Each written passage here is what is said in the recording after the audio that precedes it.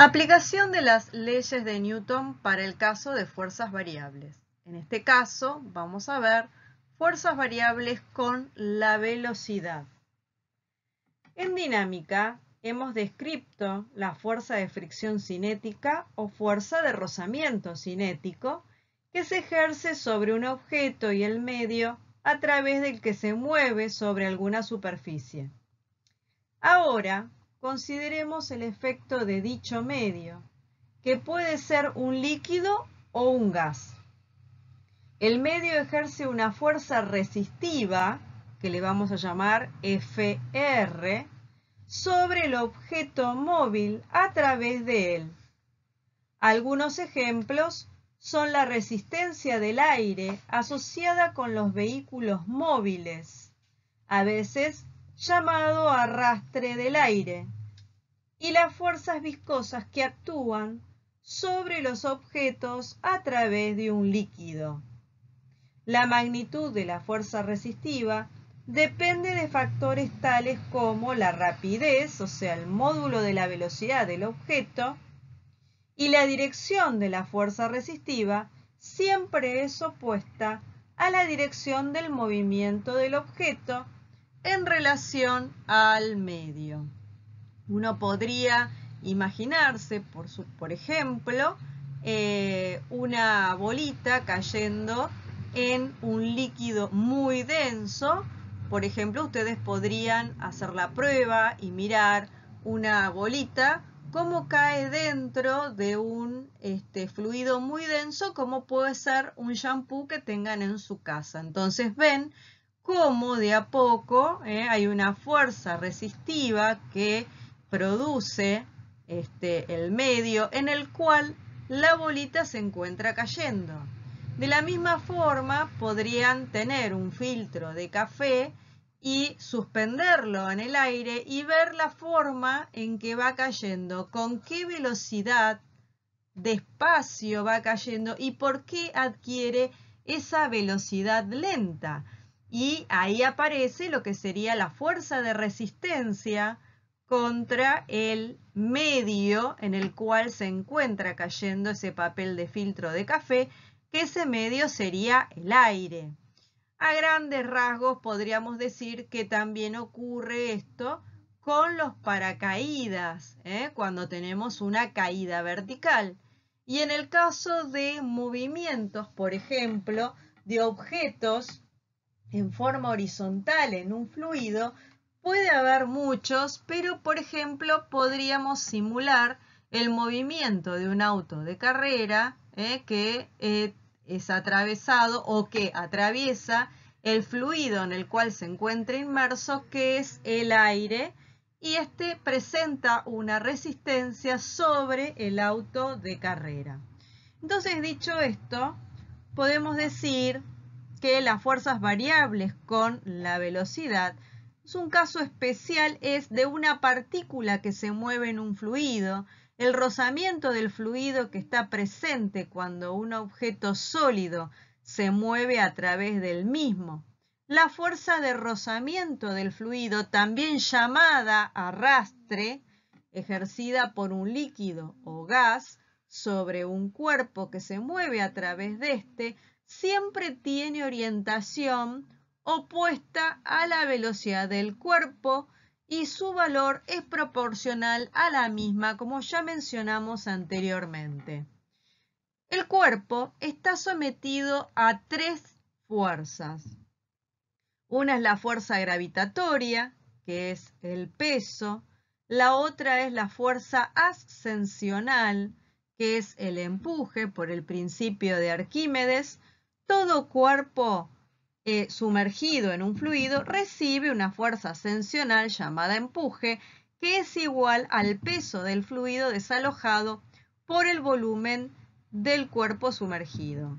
La fuerza retardadora, resistiva o de resistencia, F sub R, que es proporcional a la velocidad del objeto en los casos en que los mismos son pequeños y se mueven lentamente. Si se mueven en aire, se llama fuerza de arrastre. Y si se mueven en líquidos, se llaman fuerza viscosa. La fuerza retardadora resistiva o de resistencia Fr es igual a menos K por V. V es la rapidez del cuerpo. ¿Y qué es K? K es una constante de proporcionalidad que depende de la forma del cuerpo y de las características del fluido.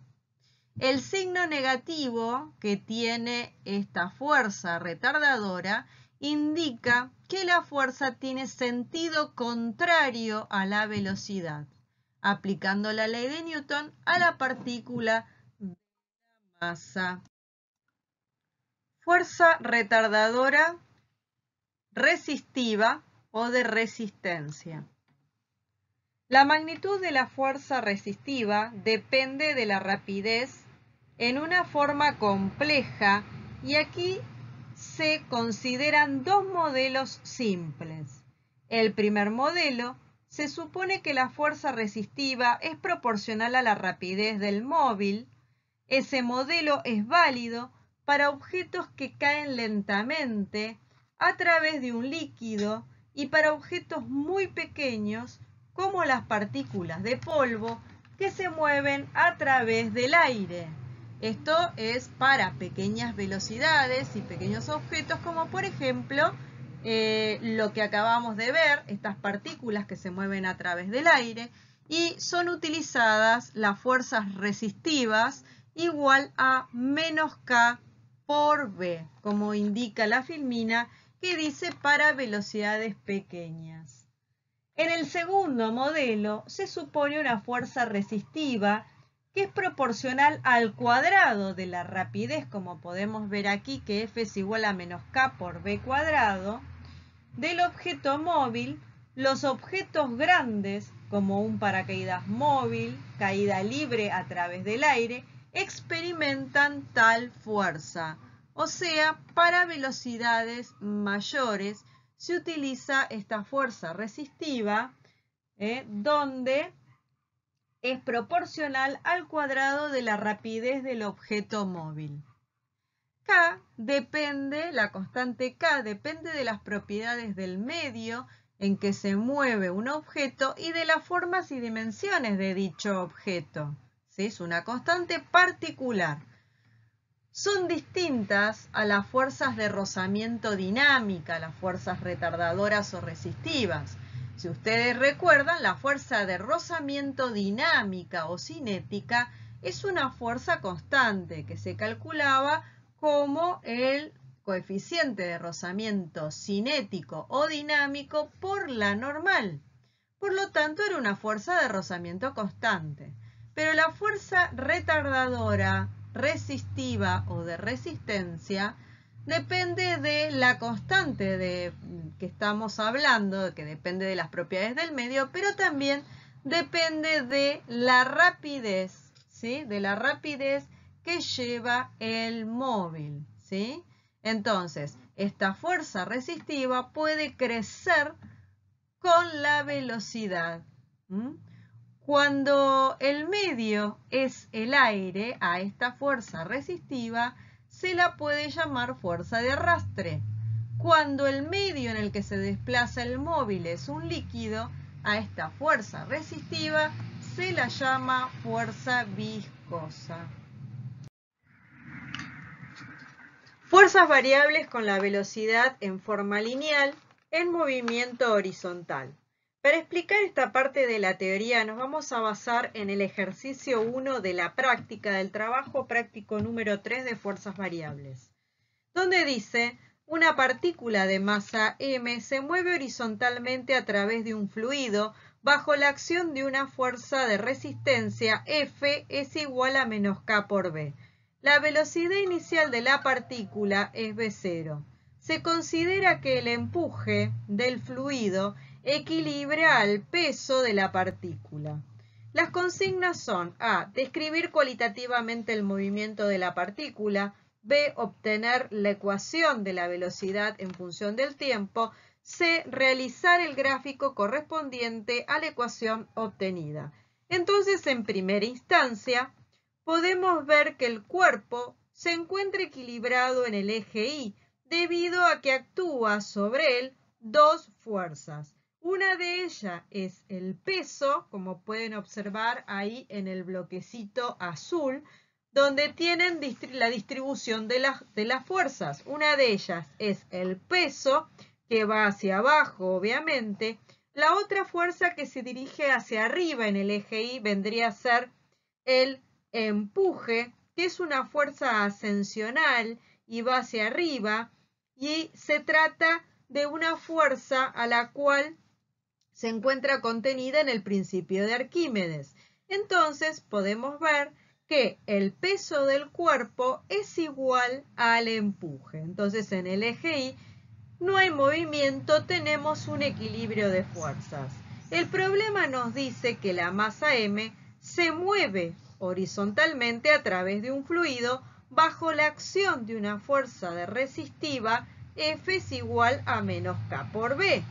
Ustedes pueden ver ahí que la fuerza resistiva F menos K por B está dibujada en rojo y va hacia la izquierda. Por lo tanto, aplicando la segunda ley de Newton, yo puedo decir que la sumatoria de fuerzas es igual a la masa por la aceleración.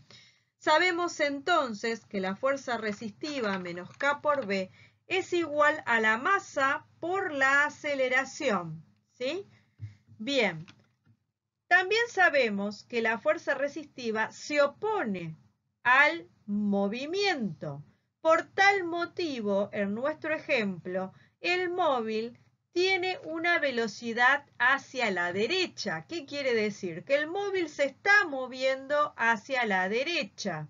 Por lo tanto, nosotros graficamos la fuerza resistiva que se opone al movimiento hacia la izquierda. Y por los datos que nos da el problema en el enunciado, la aceleración también va en dirección y sentido de la fuerza resistiva, o sea que la aceleración iría frenando el movimiento de este cuerpo.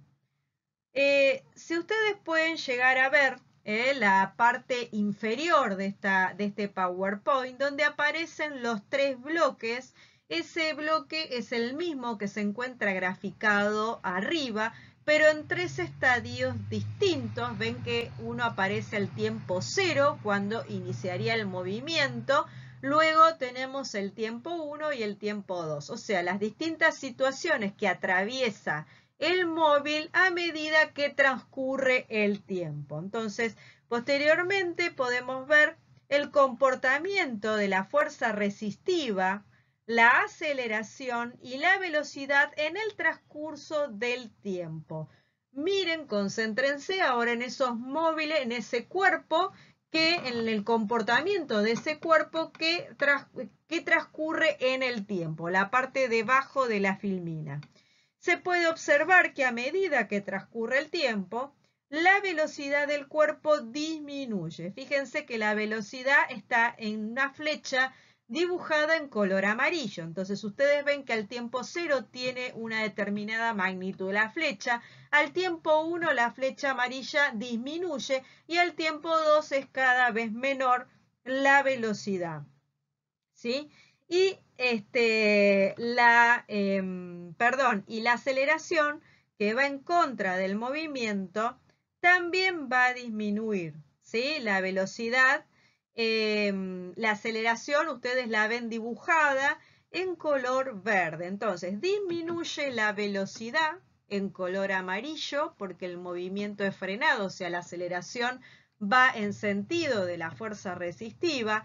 La fuerza resistiva también va disminuyendo. ¿Por qué? Porque la fuerza resistiva está en función de la velocidad del cuerpo, ¿sí? Es negativa porque se opone al movimiento, pero está en función de la velocidad del cuerpo. Por ende, si la velocidad disminuye, la fuerza resistiva también disminuye, con lo cual también va a disminuir la aceleración a través del tiempo, ¿sí? Ustedes pueden observar cómo va disminuyendo la fuerza resistiva, que la flecha roja cada vez se va haciendo más pequeña Y la aceleración, que es la flecha verde, también se va haciendo cada vez más pequeña a través del tiempo.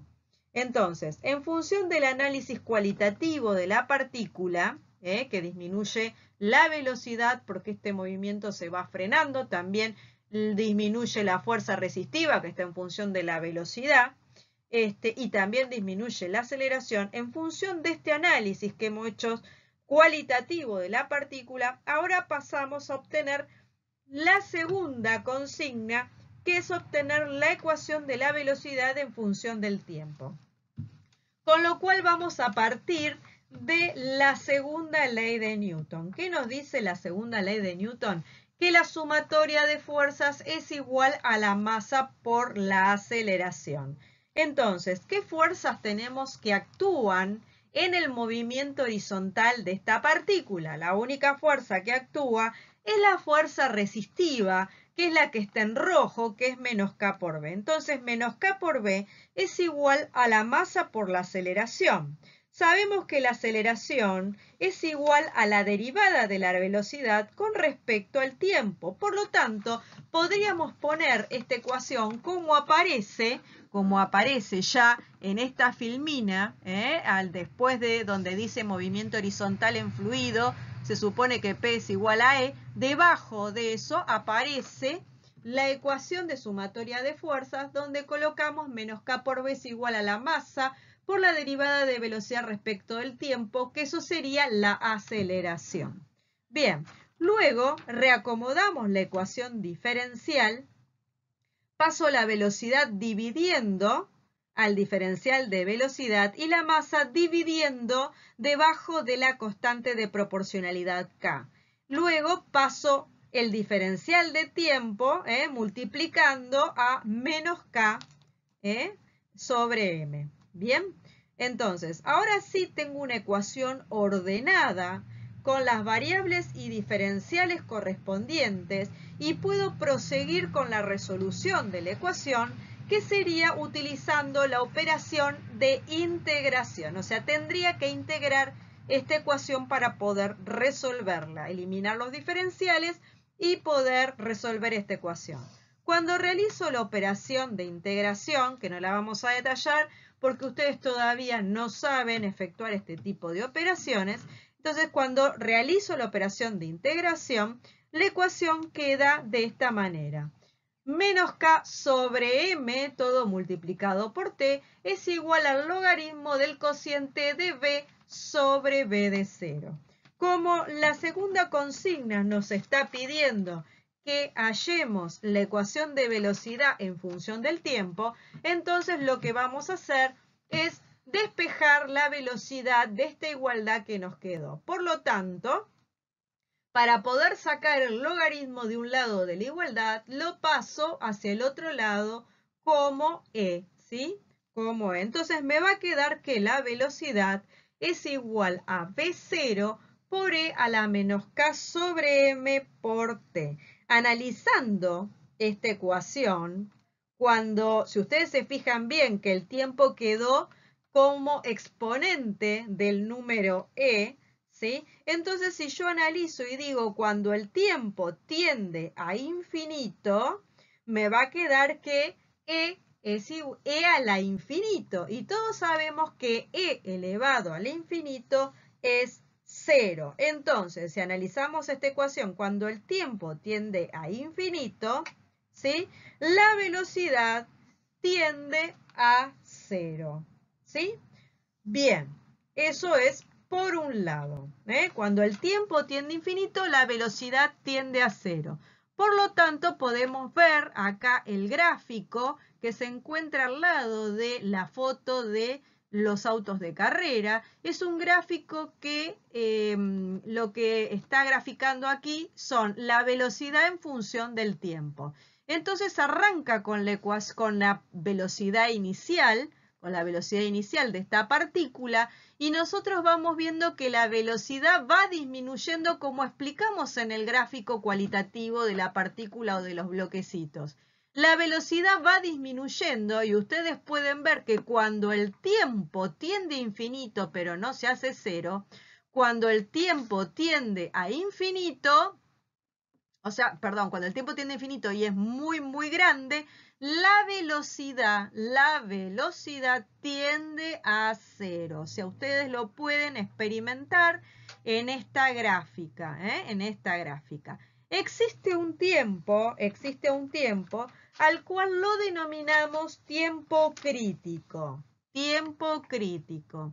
El tiempo crítico está determinado como la masa sobre la constante de proporcionalidad.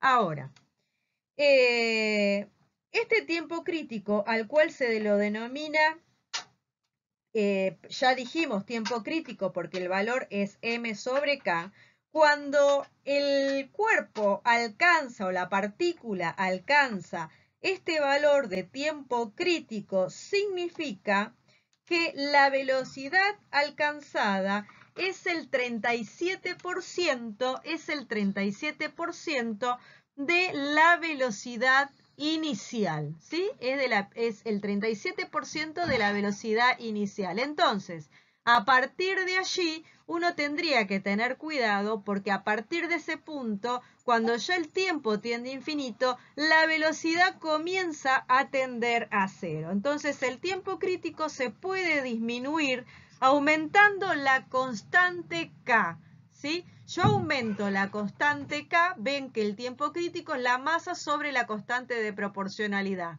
Cuanto más grande es la constante de proporcionalidad, más chiquitito es el tiempo. Entonces, tardo mucho más tiempo en alcanzar ese tiempo crítico, ¿sí? Bien, y aquí tratamos de colocar un caso práctico para poder incorporar este concepto. Cuando tenemos un auto de carrera, que requiere tener una mayor velocidad o la mayor velocidad posible para poder ganar una carrera y tener la menor fuerza de resistencia con respecto al aire, etcétera, para esto, ¿cómo tendría que ser el K? ¿Cómo tendría que ser el K? Bueno, el K, cuanto más chico sea la constante de proporcionalidad K, más tiempo tarda el cuerpo en alcanzar ese tiempo crítico, ¿sí? Ese tiempo crítico es el mayor posible, ¿eh? Por lo tanto, lo que se busca es que tarde lo más posible en llegar al tiempo crítico, porque luego de alcanzarlo, la velocidad comienza de repente a tender a cero.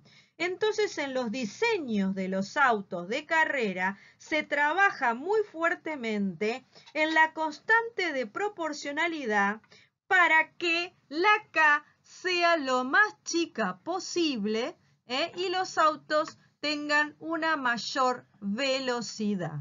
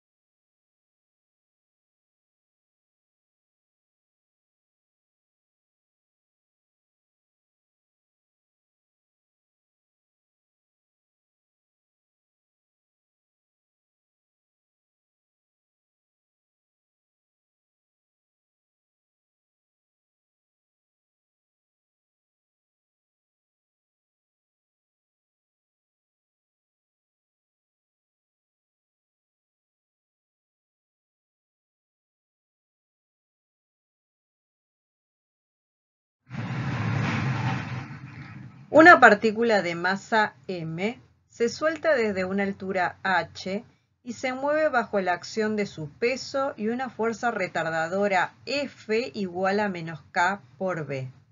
Describir cualitativamente el movimiento de la partícula, obtener la ecuación de la velocidad en función del tiempo, realizar el gráfico correspondiente a la ecuación obtenida y tiempo crítico y velocidad máxima. Todo esto es lo que nos pide el problema número 3 de la guía de fuerzas variables. Entonces, aquí tenemos una partícula de masa m que se deja caer desde el reposo. Podemos suponer que la densidad del fluido es muy pequeña y que el empuje se puede despreciar frente al peso. Al aplicar la segunda ley de Newton y considerando sentido positivo hacia abajo, podemos decir que la sumatoria de fuerzas va a ser igual al peso menos la fuerza resistiva, que es igual a la masa por la aceleración. ¿Sí? Acá estamos viendo cómo la masa m se deja caer dentro del fluido. La masa m es el cuadradito amarillo y el fluido vendría a ser esto que está el recuadro que está en celeste. Entonces ahí podemos ver que el peso, la flecha roja, va a ir hacia abajo y al inicio no va a tener fuerza resistiva, pero en la medida en que el cuerpo va incrementando su velocidad, entonces va a ir incorporando y se va a ir incrementando cada vez más la fuerza resistiva, ¿sí? Del objeto con el fluido. Entonces, podemos decir que la sumatoria de fuerzas va a ser igual al peso menos la fuerza resistiva, que esto es igual a la masa por la aceleración, ¿sí? Son las dos fuerzas que interactúan con este cuerpo que está cayendo en este fluido de poca densidad. ¿Qué era la fuerza resistiva? Era la constante de proporcionalidad del objeto por la velocidad, ¿sí? Y la fuerza resistiva siempre se opone al movimiento. Por lo tanto, en lugar de poner F sub R, puedo poner que la sumatoria de fuerzas va a ser igual a mg menos k por b, ¿sí? Esto es igual a la masa por la aceleración. Pero a su vez yo sé que la aceleración es la derivada de la velocidad con respecto al tiempo. Entonces, esta ecuación, la segunda ley de Newton, para este caso, me va a quedar como que la sumatoria de fuerzas es igual a mg menos k por b, que es igual a la masa por el diferencial de velocidad respecto del tiempo. Bien, pero antes de resolver analíticamente la ecuación diferencial que planteamos recién, vamos a analizar cualitativamente el movimiento de la partícula m, la partícula que está ahí graficada en color amarillo. Entonces podemos ver que al tiempo inicial, cuando la partícula está arriba de todo, que recién comenzaría a caer, al tiempo inicial t0 igual 0, tenemos que la velocidad inicial, v sub 0, es igual a 0. Y la aceleración inicial es igual a la aceleración de la gravedad, ¿sí? Esto está actuando como caída libre. Entonces, la fuerza resistiva es igual a 0, al tiempo 0. ¿Por qué? Y porque la velocidad inicial, recién cuando se suelta el cuerpo y comienza a caerse, en ese instante, al t0, la velocidad inicial es 0. Y la fuerza resistiva está compuesta por la constante de proporcionalidad y la velocidad. Por lo tanto, la fuerza resistiva también va a ser 0. Al aumentar el tiempo, la velocidad aumenta y por lo tanto la fuerza resistiva también va a aumentar. Ustedes pueden ver que la fuerza resistiva está graficada con una flechita hacia arriba de color negro, ¿sí? El peso es la flechita de color rojo hacia abajo. La velocidad es la flechita de color amarilla hacia abajo y la aceleración es la flechita de color verde hacia abajo. Entonces podemos ver que aumenta el tiempo y la velocidad también aumenta y por lo tanto la fuerza resistiva también aumenta, ¿no? Pero, ¿qué pasa con la fuerza neta? ¿Qué es la fuerza neta? La fuerza neta es el peso menos la fuerza resistiva. O sea, todo el resto aumenta, pero la fuerza neta, o sea, el peso menos la fuerza resistiva, disminuye. Pero sigue siendo positiva hacia abajo, siempre que el peso supere a la fuerza retardadora o resistiva, F sub R. La aceleración positiva hacia abajo disminuye, y claro, si disminuye la fuerza neta, también lo va a hacer la aceleración, pero el movimiento sigue siendo acelerado. La velocidad aumenta, y si aumenta la velocidad, entonces el diferencial de v con respecto al tiempo es positivo, pero decreciente al transcurrir el tiempo. ¿Por qué? ¿Qué es el diferencial de v con respecto al tiempo? Es la aceleración. La aceleración es la derivada de la velocidad respecto del tiempo. Es lo mismo que decir aceleración. Evidentemente, hay un tiempo para el cual la fuerza retardadora o resistiva es igual al peso. O sea, en algún momento, la fuerza resistiva va a ir aumentando con la velocidad también, que va a alcanzar el valor del peso. O sea que podemos decir que la fuerza resistiva es igual al peso, que es igual a mg. Por lo tanto, la aceleración es 0. ¿Sí? Cuando la fuerza resistiva equipara al valor del peso, entonces la sumatoria de fuerzas va a ser igual a 0, por lo tanto la aceleración va a ser igual a 0.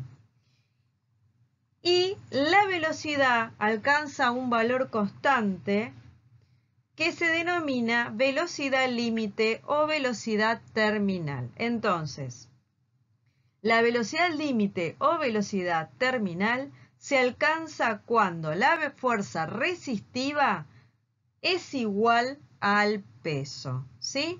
¿Pero qué es la fuerza resistiva? Y fíjense en el recuadro de color verde ahora, que está al lado de lo que estuvimos analizando.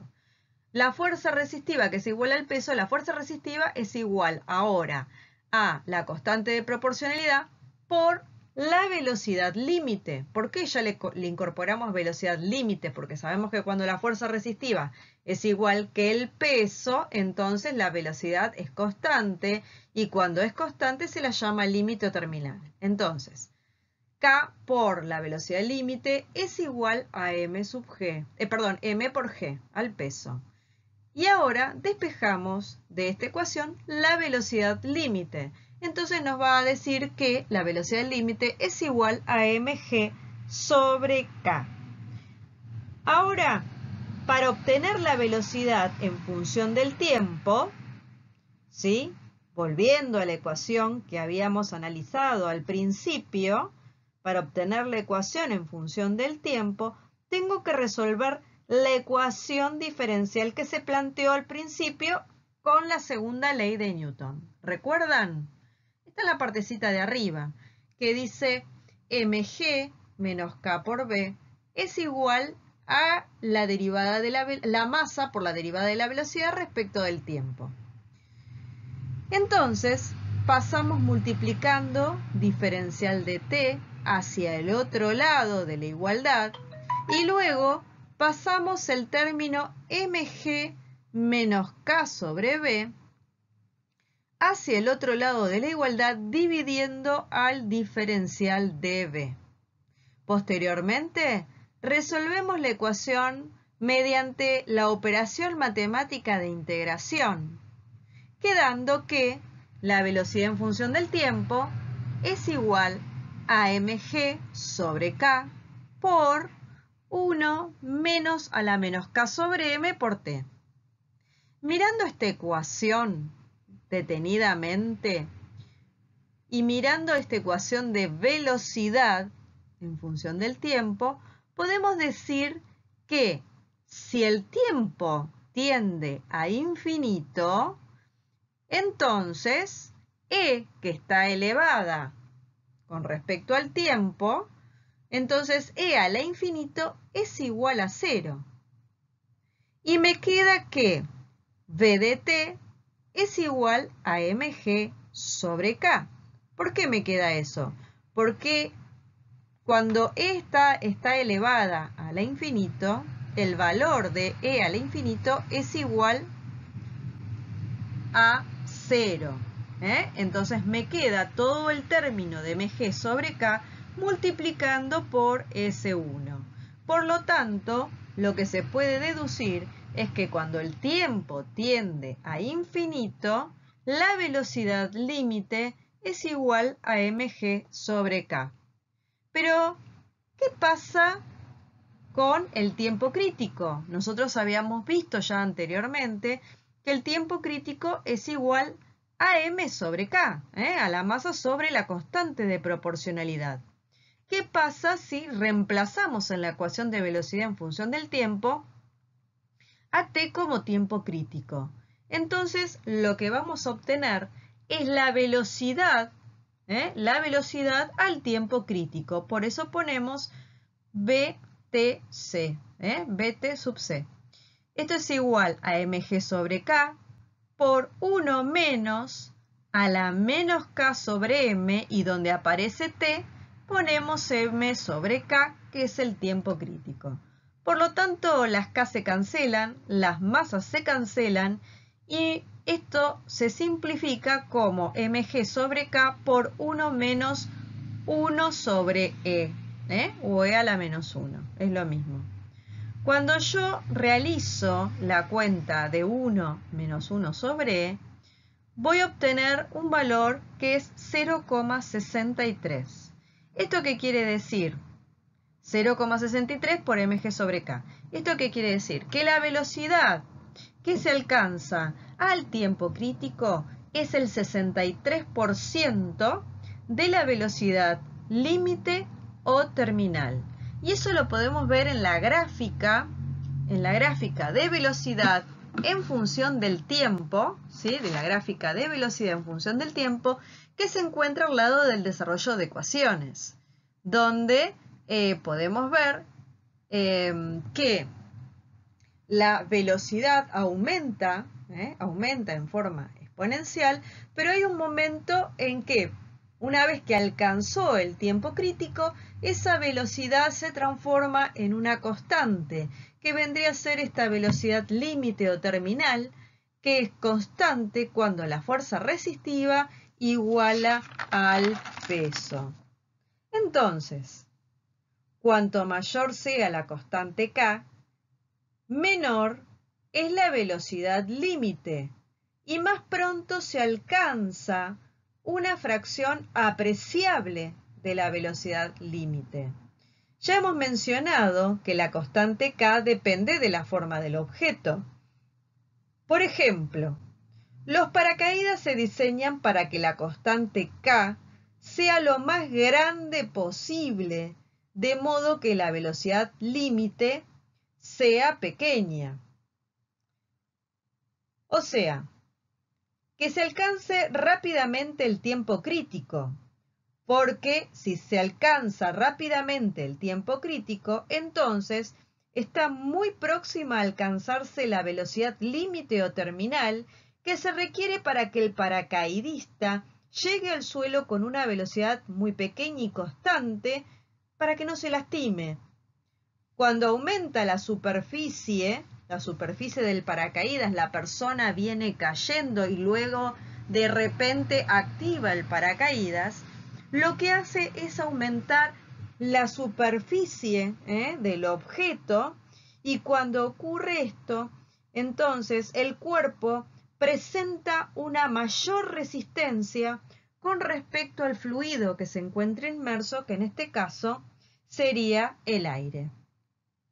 En cambio, los autos de carrera se diseñan para que la constante de proporcionalidad K sea pequeño y reducir el efecto de resistencia del aire.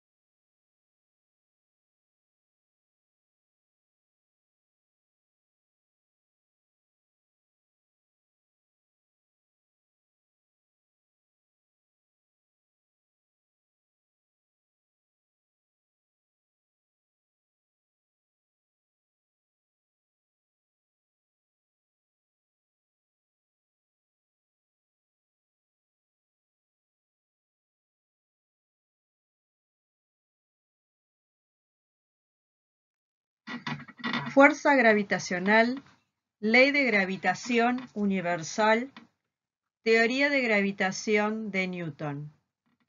Una propiedad de la naturaleza, universo, es el campo gravitacional. La gravitación está catalogada como una de las 4 fuerzas fundamentales de la naturaleza. Es básicamente la causa del nacimiento de las estrellas, las estructuras de las galaxias, como el origen de nuestro sistema planetario y mucho más. Ahora, ¿qué vamos a entender de la ley de Newton de la gravitación universal? Imagínate 2 masas en el espacio que interaccionan de tal forma que experimentan cada una fuerza cuya magnitud es proporcional al producto de sus masas e inversamente proporcional a la distancia al cuadrado medida de centro a centro de masa.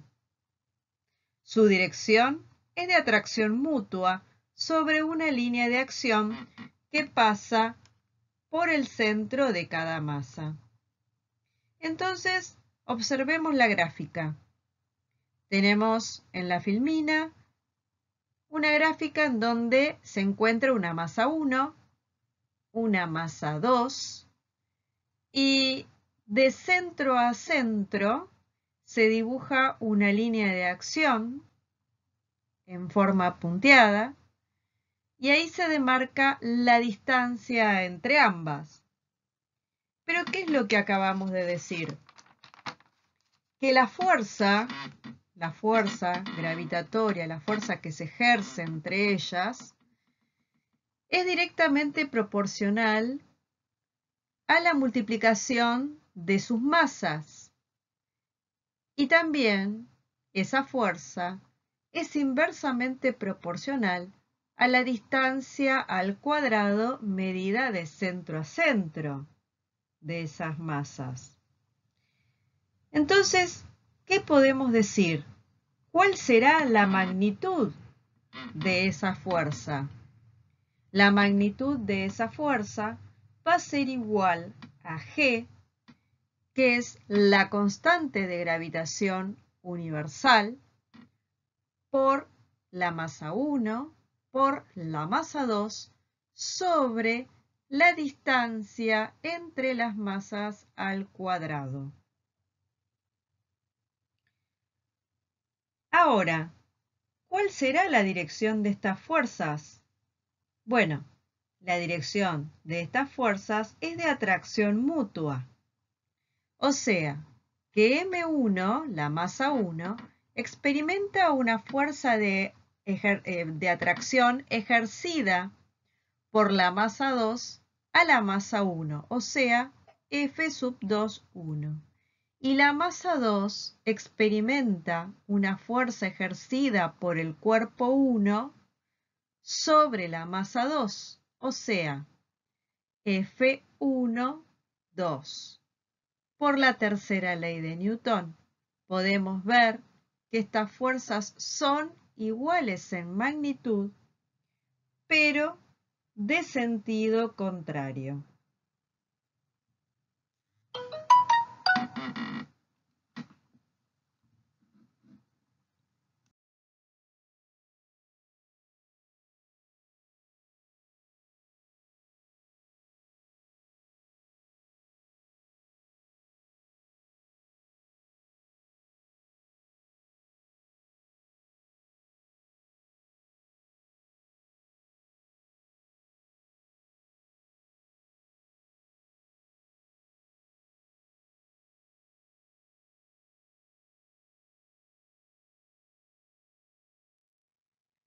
Campo gravitacional, G.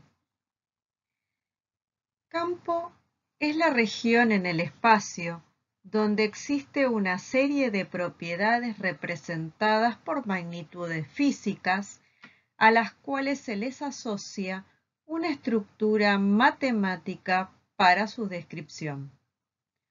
Por ejemplo, han oído hablar de campos eléctricos o también han oído hablar de campos magnéticos.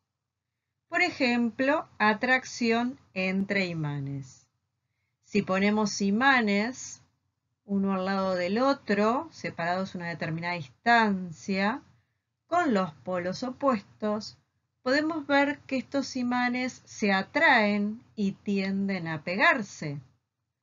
Si estos imanes ahora los damos vuelta y los ponemos uno frente al otro con los polos iguales, vemos que el comportamiento de estos imanes cambia y ahora se repelen. Entonces, ¿qué podemos deducir? Que en realidad el campo magnético no lo podemos ver, pero sí sabemos que está pasando algo. Está pasando algo que, por ejemplo, los imanes en un momento se atraen y se juntan y en otro momento se repelen. Bueno, a eso se llama que el campo es la región en el espacio donde existe una serie de propiedades representadas por magnitudes físicas. Entonces, ahora vamos a hablar del campo gravitacional y tomamos el ejemplo de la Tierra y la pelotita de tenis. Soltamos una pelotita de tenis y vemos que la pelotita va hacia abajo, hacia el suelo, y no se va hacia otro lado. Esto quiere decir que hay una fuerza sobre la pelotita que lo atrae hacia la Tierra. Veamos el dibujo que se encuentra en la filmina e imaginemos la masa M cayendo sobre la Tierra. Entonces la masa M experimenta una fuerza gravitacional con la magnitud que es F es igual a la constante de gravitación universal por la masa de la Tierra por la masa de la pelotita sobre la distancia entre la masa y el centro de la Tierra al cuadrado. La Tierra también experimenta hacia la masa una fuerza de atracción. Pero vamos a considerar que la masa M es puntual, muy chiquitita, de modo tal que cuando la suelto,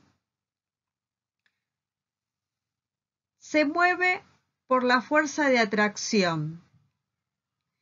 Y la que se mueve es la pelotita hacia la Tierra, ya que la Tierra, para la Tierra, la masa de la pelotita es algo insignificante. Entonces volvemos que la fuerza de atracción gravitatoria va a ser igual a G, la constante de gravitación universal, por la masa de la Tierra, por la masa de la pelotita, sobre la distancia entre ellas al cuadrado. Si ahora quitara la masa de la pelotita, del campo y apareciera la fuerza por unidad de masa, o sea que ahora no tenemos más la masa de la pelotita, sino que es un punto en el espacio, en el campo, entonces la fuerza queda por unidad de masa, como podemos ver en la parte central.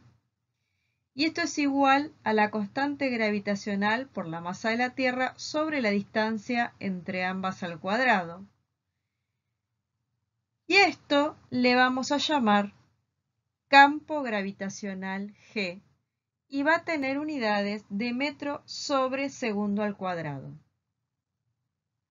Entonces me puedo imaginar o ir a un punto en el espacio determinado por X y Z a cualquier punto del espacio a una distancia R que tiene una dirección radial y hacia adentro que es G, el campo gravitacional G, que es igual a la constante de gravitación universal G por la masa de la Tierra sobre r al cuadrado.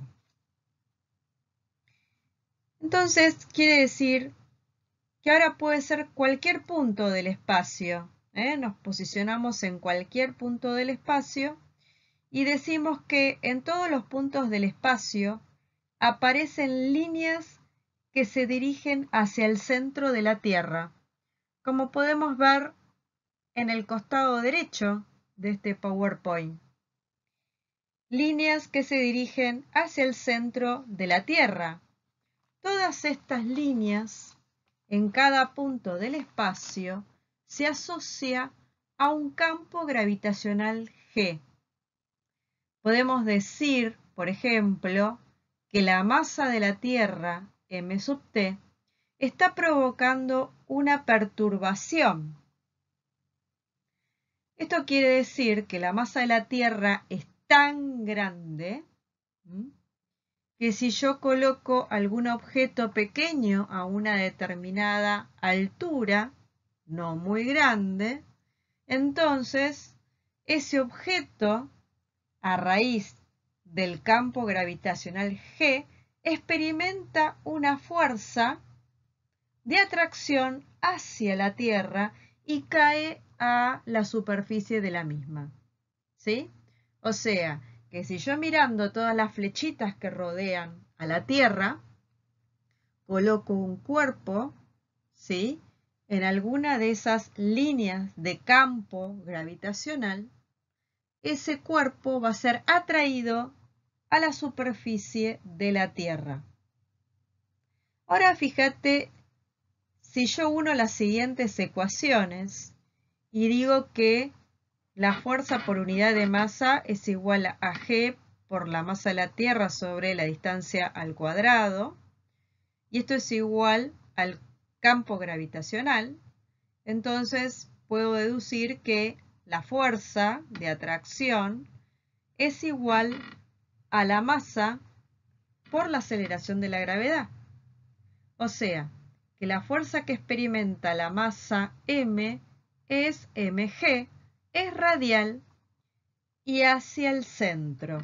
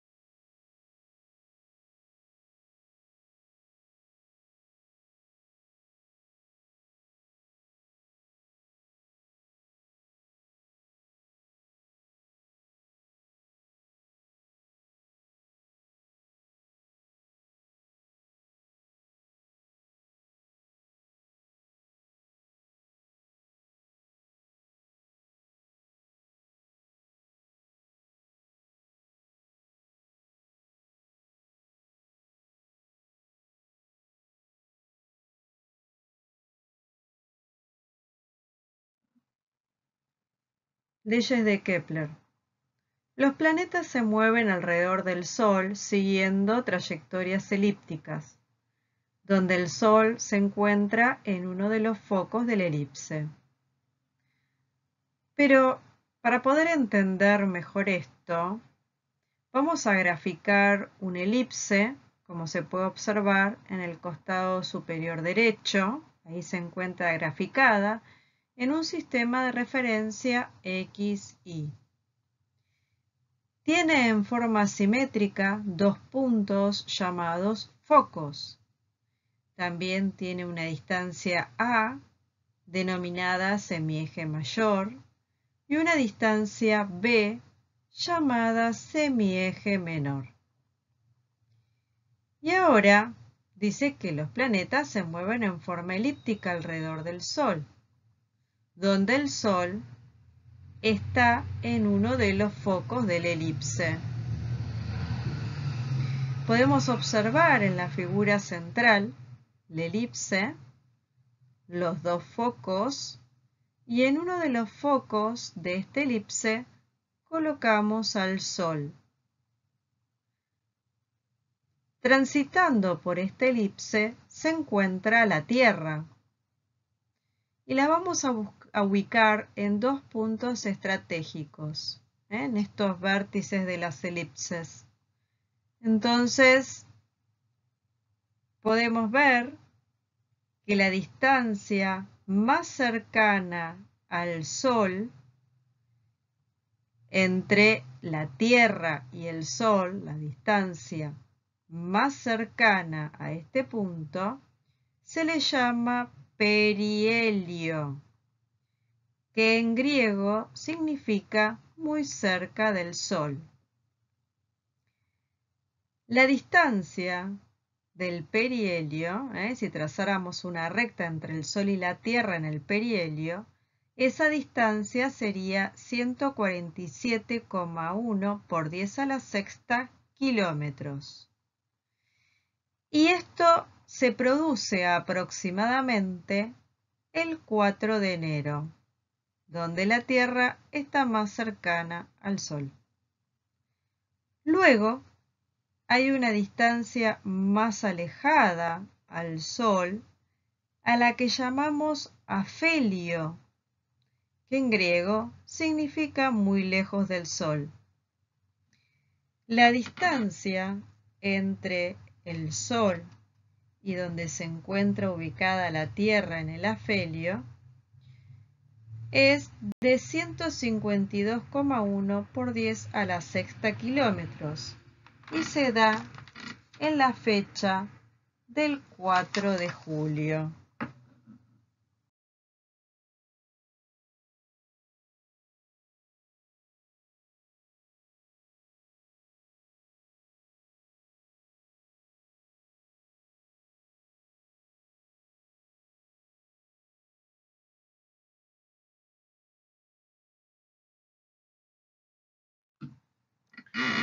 Un satélite terrestre recorre una órbita elíptica. Explicar.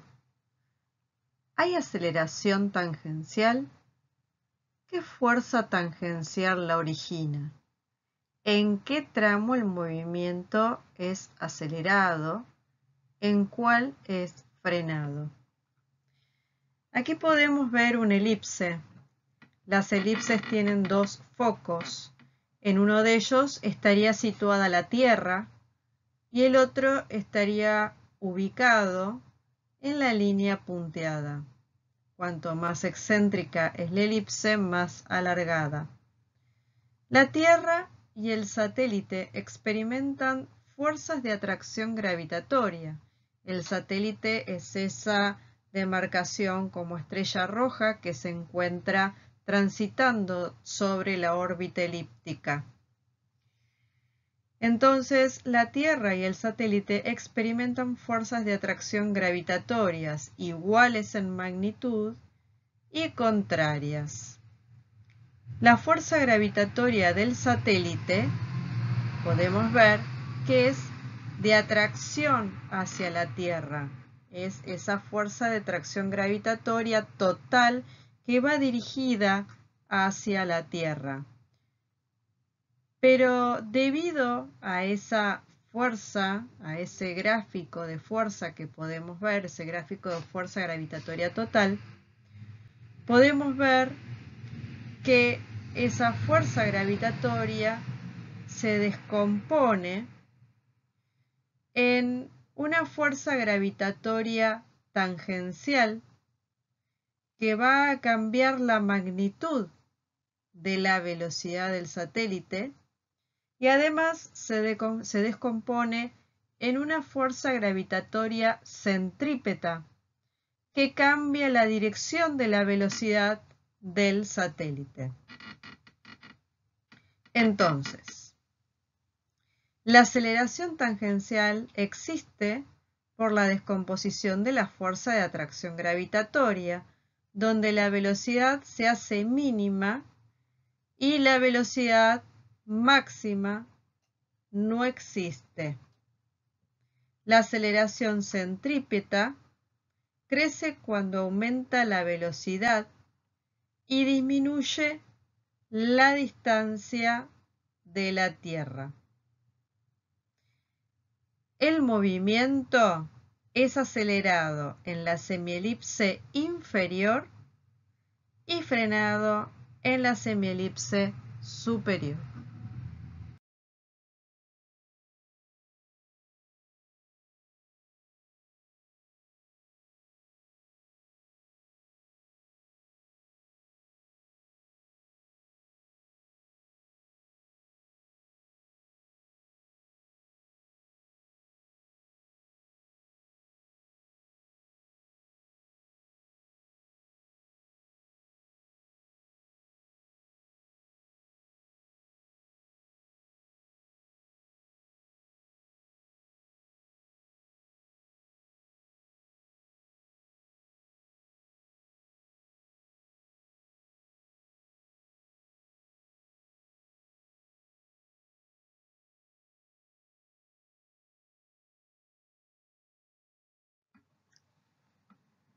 Tenemos un bloque colocado sobre una superficie horizontal sin rozamiento, que está unido a un resorte.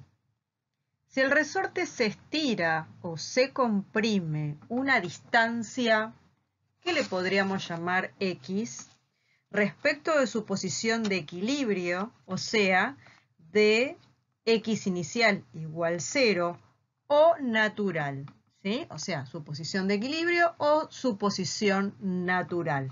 Ya vamos a ver cuál es la diferencia más adelante entre cuál es la posición de equilibrio y la natural. Pero en el caso del horizontal, la posición de equilibrio o natural es la misma, en el caso del resorte horizontal. El resorte ejerce una fuerza sobre el bloque que está dada por la siguiente ecuación. La fuerza elástica es igual a menos K por X, donde K es una constante positiva denominada constante de fuerza o constante del resorte o constante de rigidez del resorte. El valor de K de esta constante es una medida de rigidez del resorte y está calculado en laboratorio, según el número de espiras que tenga el resorte y el material del cual se encuentre construido. Los resortes rígidos tienen valores de K grandes. ¿Cuáles son esos rígidos, esos resortes rígidos? Son esos que nos cuesta deformar. Los resortes no rígidos, ¿sí? Los que son más flexibles, tienen valores de K pequeños. El signo negativo que tiene adelante menos K por X indica que la fuerza ejercida por el resorte siempre tiene dirección opuesta al desplazamiento respecto de su posición de equilibrio X inicial igual a 0. Las unidades de la fuerza elástica es Newton. Las unidades de la constante elástica K es newton sobre metro. Y obviamente X, que es la posición que va a ir variando este resorte, tiene unidad de metro. Por lo tanto, la fuerza elástica posee unidad de newton.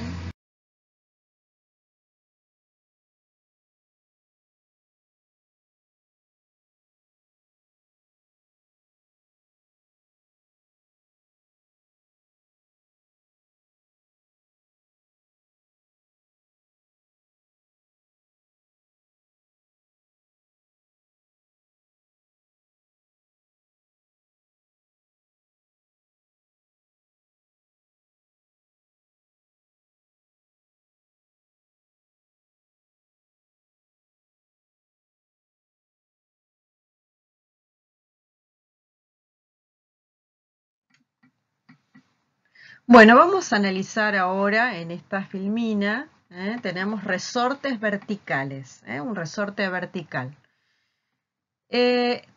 Podemos ver que hay un resorte vertical que está suspendido de una plataforma que puede ser un techo, una viga, ¿sí? Está suspendido de una viga. Entonces, el resorte inicialmente se encuentra suspendido de la viga, pero en su estado natural, sin la incorporación de la masa M, ¿sí? Sin incorporarle la masa M que ahí en la filmina se encuentra en color amarillo. Entonces se encuentra con una longitud inicial de su estado natural sin deformación. Luego, quiero saber, a ver, cuánto se deforma. Entonces, voy y coloco, engancho la masita M en el resorte y acompaño, la sostengo con la mano y acompaño el movimiento del resorte. El resorte se va a estirar debido a la masa M y lo acompaño hasta que el sistema resorte-masa se detiene, ¿sí? Hasta que se detiene.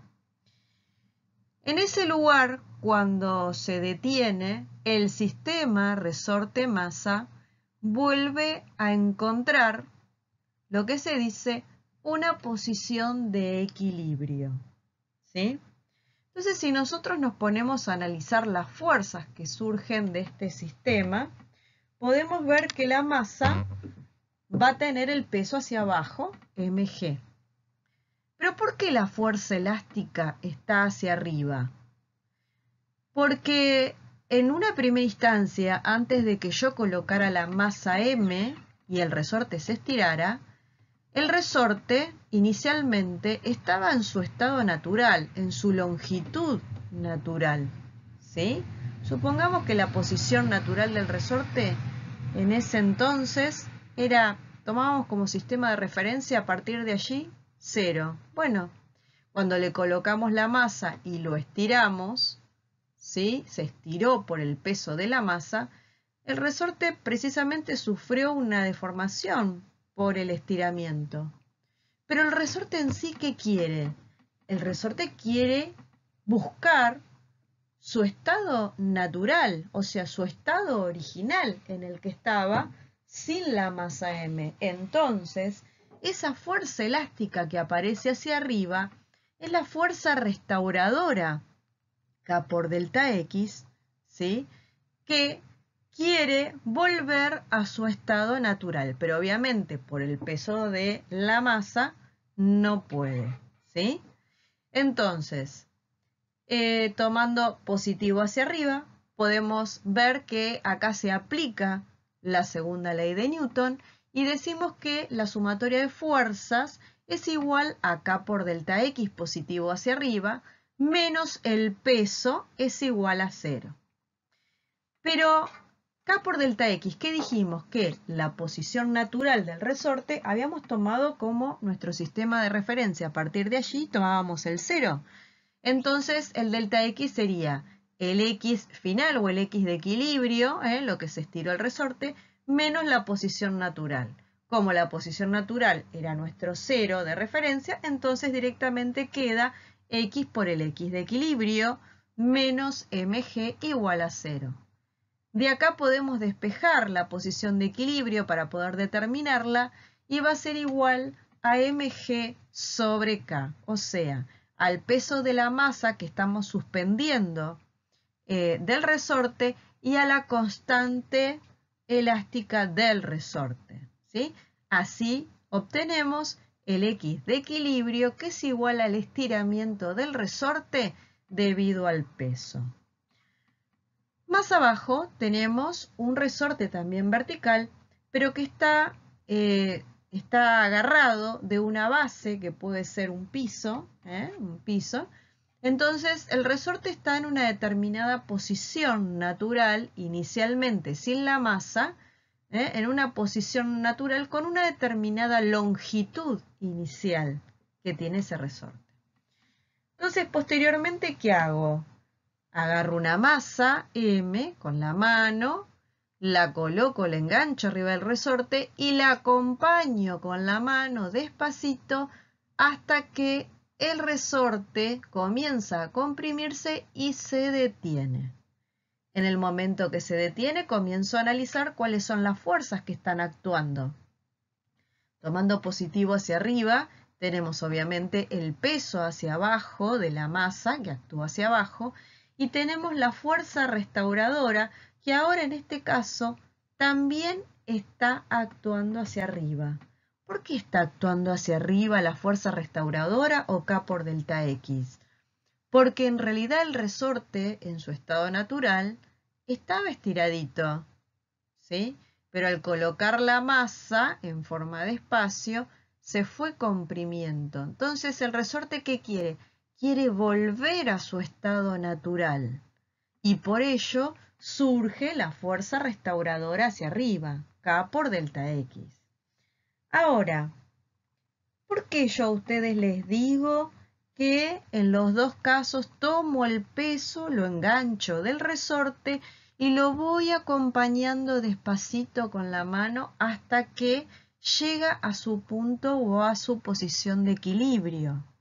Bueno, si así no lo hiciere, si no lo acompañara con la mano, el cuerpo comenzaría a oscilar y pasaríamos a tener un movimiento oscilatorio armónico, movimiento que vamos a estudiar más adelante.